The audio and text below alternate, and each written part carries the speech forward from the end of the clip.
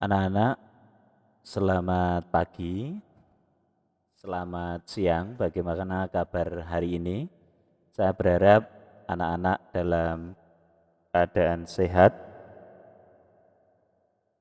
dan tetap semangat untuk mengikuti kegiatan pembelajaran daring pada hari ini. Tuhan memberkati kita semua. Hari ini kita masuk pada materi pembelajaran yang ketiga, yaitu Kerajaan Allah sebagai pokok pewartaan Yesus. Anak-anakku yang dikasihi Tuhan, pada minggu yang lalu telah kita pelajari tentang Allah yang sungguh mengasihi manusia dan rela hadir dalam kemanusiaan 100% dan kealahan 100% itu.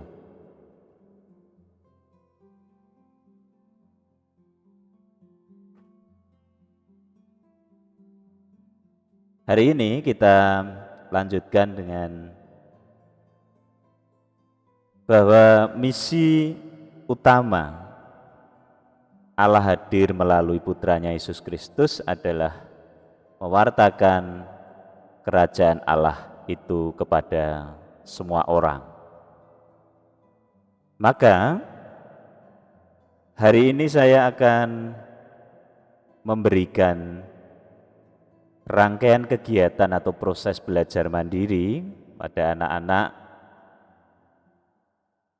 Yang pertama, nanti kita akan mengamati sebuah gambar. Sekali lagi ini gambar sederhana. Menurut anak-anak ini gambar sederhana saja, tetapi di materi pembelajaran ini gambar ini menjadi penting untuk diamati. Dan tidak sekedar diamati, tetapi kemudian setelah mengamati, anak-anak juga terbantu bahwa di sekitar kita kondisi orang lain yang serupa itu banyak kita jumpai.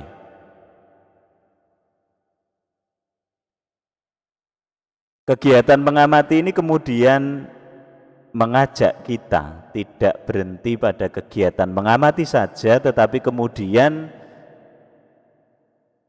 anak-anak supaya merasa tertantang untuk menggali lebih dalam, untuk mengetahui lebih banyak hal terkait dengan gambar ini. Jadi setelah mengamati, anak-anak mudah-mudahan tertantang untuk lebih kepingin atau ingin mengetahui banyak hal tentang kondisi seperti ini. Gambar hanya sekedar membantu, tetapi dalam kehidupan sehari-hari saya kira kondisi serupa itu banyak kita jumpai. Nah, hari ini saya mengajak anak-anak untuk concern pada kondisi yang biasanya kita abaikan, kondisi yang biasanya kita hindari, tetapi hari ini kita justru akan concern, kita akan fokus pada gambar kondisi orang lain yang seperti itu.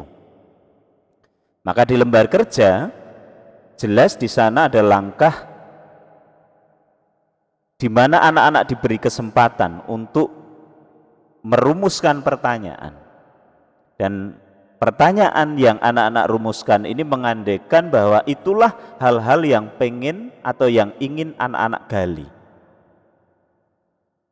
Hingga akhirnya sajian gambar yang membantu kita ini dan juga kenyataan dalam hidup sehari-hari itu memberikan pembelajaran bagi kita. Ada hal-hal yang memang penting untuk kita ketahui, yaitu dari pertanyaan anak-anak dan kemudian anak-anak cari jawabannya. Anak-anak mencari informasi untuk menjawab pertanyaan anak-anak itu, bisa berdiskusi dengan orang tua dan juga bisa dengan menggunakan sumber-sumber yang lain. Gambar di dalam lembar kerja itu anak-anak, dan beberapa hal yang anak-anak kepingin ketahui dan sudah dijawab, itu ternyata ya, menghantar kita untuk kita bicara soal harapan bangsa Israel tentang kerajaan Allah. Jadi suasana atau keadaan atau kondisi seperti digambarkan itu adalah kondisi atau gambaran atau situasi bangsa Israel pada waktu itu. Sehingga dalam kondisi seperti itu kita bisa mengatakan bahwa kondisi gambar yang digambarkan dalam lembar kerja itu adalah kondisi yang menderita, kondisi yang memprihatinkan, kondisi yang tidak wajar, yang tidak atau kurang manusiawi. Itulah kondisi yang dihadapi oleh bangsa Israel pada waktu itu. Sehingga wajar kalau kemudian dalam kondisi seperti itu bangsa Israel sangat membutuhkan satu harapan baru. Bangsa Israel punya harapan untuk hidup yang lebih baik, suasana yang lebih menggembirakan, hidup yang layak. Itulah yang menjadi suasana yang digambarkan oleh bangsa Israel pada waktu itu. Jadi kondisi serupa itu juga dialami oleh bangsa Israel. Sehingga wajar kalau kemudian bangsa Israel mengharapkan hadirnya kerajaan Allah, di mana kerajaan Allah itu bisa mengubah suasana menderita menjadi tidak menderita, suasana memprihatinkan tidak memprihatinkan, suasana yang susah tidak susah lagi. Kurang lebih seperti itu. Maka nanti di teks Keluaran 15 ayat 9 sampai 18 dan juga Imamat 25 35 sampai 55 itu memberikan informasi tentang bagaimana gambaran bangsa Israel tentang kerajaan Allah itu. Maka nanti silahkan anak-anak membaca teks itu dan coba anak-anak kemudian menganalisa teks itu bagaimana gambaran bangsa Israel tentang kerajaan Allah. Langkah berikut setelah kita mengenal pandangan bangsa Israel tentang kerajaan Allah melalui teks Keluaran itu, maka kemudian nanti di teks Lukas 4 ayat 16 sampai 32 kita akan mendapatkan satu pewartaan tentang kerajaan Allah menurut Yesus. Maka beberapa hal yang harus anak-anak lakukan nanti untuk anak-anak bisa membedakan antara bagaimana harapan bangsa Israel atau pandangan bangsa Israel tentang kerajaan Allah dan kerajaan Allah yang diwartakan oleh Yesus di dalam Lukas 4 ayat 16 sampai 32 itu. Terakhir di lembar kerja kita itu nanti adalah penilaian keterampilan. Di materi pembelajaran ini penilaian keterampilan yang harus anak-anak lakukan atau laksanakan adalah membuat refleksi. Yang merefleksikan adalah hal-hal yang sudah saya tuliskan di lembar kerja. Artinya bahwa refleksi kita itu refleksi yang terbimbing. Ya, batasannya sudah jelas, apa yang harus direfleksikan sudah saya tuliskan di lembar kerja itu. Sedikit agar kita terbantu dalam mengerjakan lembar kerja itu, maka yang pertama, agar nanti konsep tentang kerajaan Allah itu tepat gitu ya, atau sesuai dengan yang diwartakan oleh Yesus, maka di awal saya memberikan satu definisi yang mudah untuk dipahami. Jadi kata kerajaan Allah itu bukan berarti daerah kekuasaan atau wilayah atau teritorial. Ya, jadi sekali lagi perlu digarisbawahi bahwa kata kerajaan Allah itu bukan berarti daerah kekuasaan atau teritorial. Tetapi kerajaan Allah berarti Allah sendiri yang tampil sebagai raja. Jadi saya ulangi sekali lagi, kerajaan Allah berarti Allah sendiri yang tampil sebagai raja. Maka daerah kekuasaan Allah atau wilayah teritorialnya itu bukan daerah, melainkan hati orang-orang percaya. Nah, di hati orang-orang percaya itulah Allah meraja, Allah tampil sebagai raja. Jadi wilayah kerajaan Allah itu adalah hati orang-orang percaya, termasuk hati anak-anak. Maka di dalam hati orang percaya Allah meraja. Nah, ketika Allah meraja di dalam hati anak-anak sebagai orang-orang percaya ini, maka jelas konsekuensinya adalah perintah Allah itu harus kita jalankan. Maka menerima Allah menjadi raja itu berarti siap dibimbing, siap digerakkan oleh Allah melalui Roh Kudus itu. Maka warga kerajaan Allah pasti akan melakukan, akan melaksanakan tindakan atau praktek-praktek baik dalam kehidupannya. Dan itu pasti, ketika orang mengaku bahwa saya warga kerajaan Allah, berarti orang yang mengaku sebagai warga kerajaan Allah bisa dinilai dari praktek baik yang dilakukan dalam hidup sehari-hari. Itulah kerajaan Allah yang kita pahami. Jadi sekali lagi, kerajaan Allah itu bukan berarti daerah kekuasaan, tetapi kerajaan Allah berarti Allah yang tampil sebagai raja, di mana daerahnya atau wilayahnya itu di hati orang-orang percaya.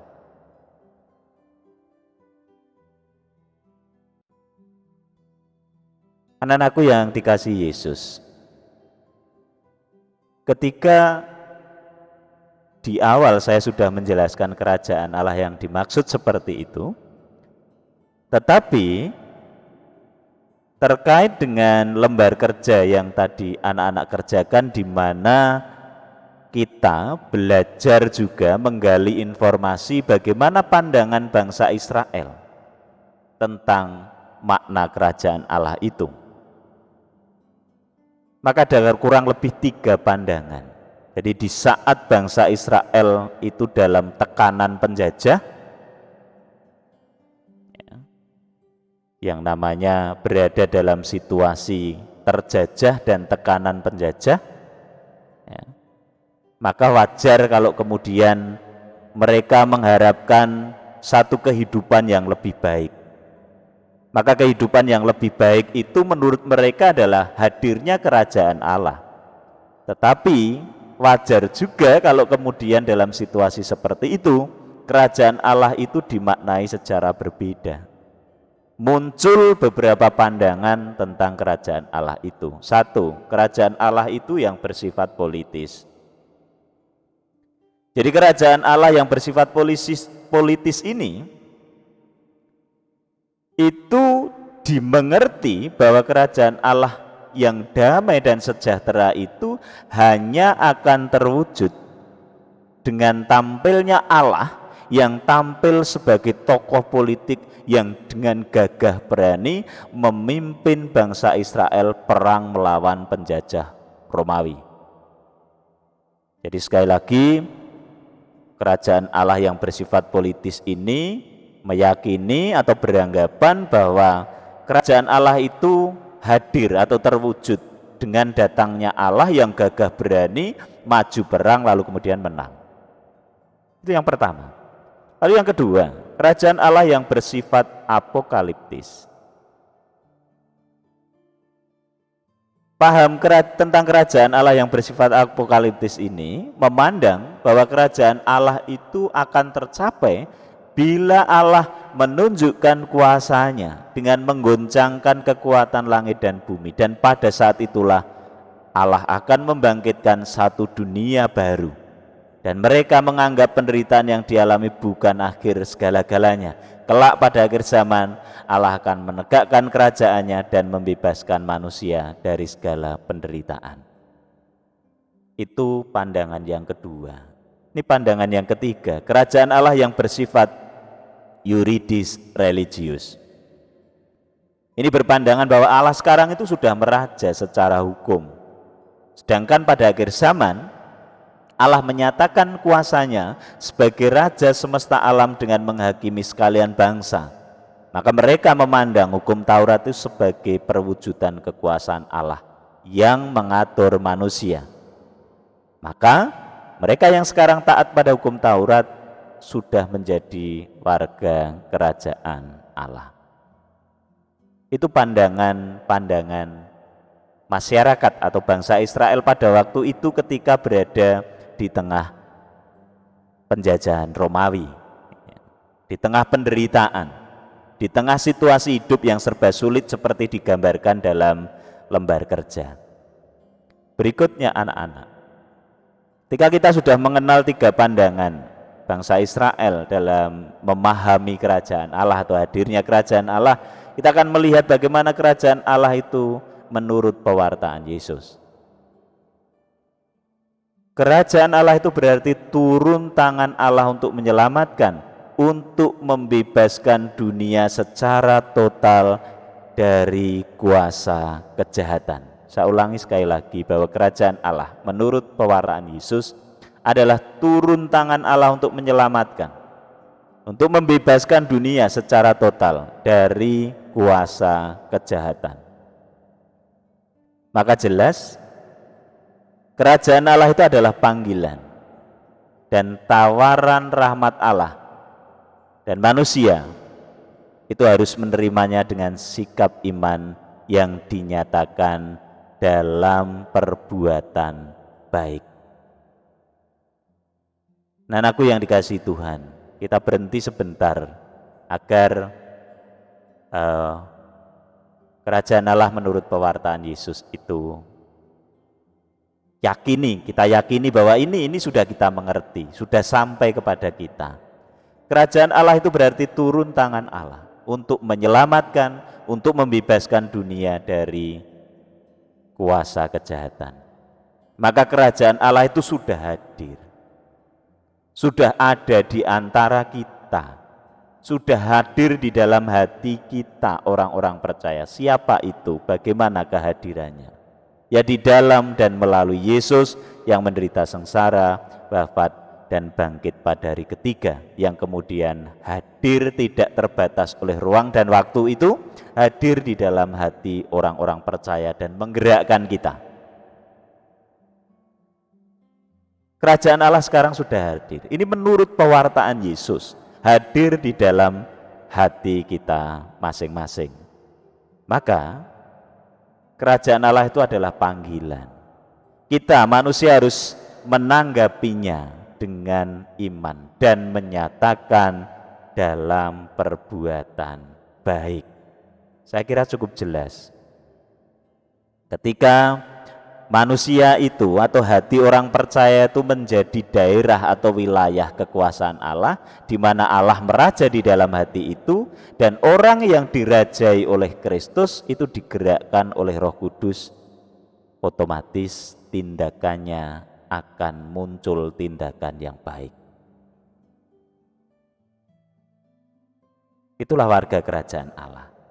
Lalu sekarang, bagaimana dengan situasi nyata saat ini?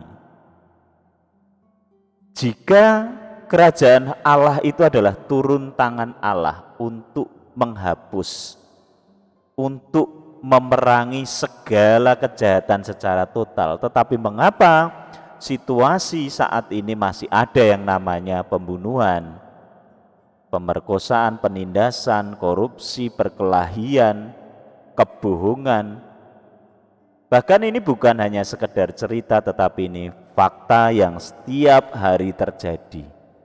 Maka pertanyaannya adalah, apakah benar kerajaan Allah itu sudah hadir, sudah tegak di tengah-tengah dunia ini? Itu pertanyaan yang harus kita refleksikan bersama. Jawabannya seperti ini. Kerajaan Allah itu sudah hadir, Allah sudah meraja di bumi. Allah sudah meraja di dalam hati orang-orang percaya.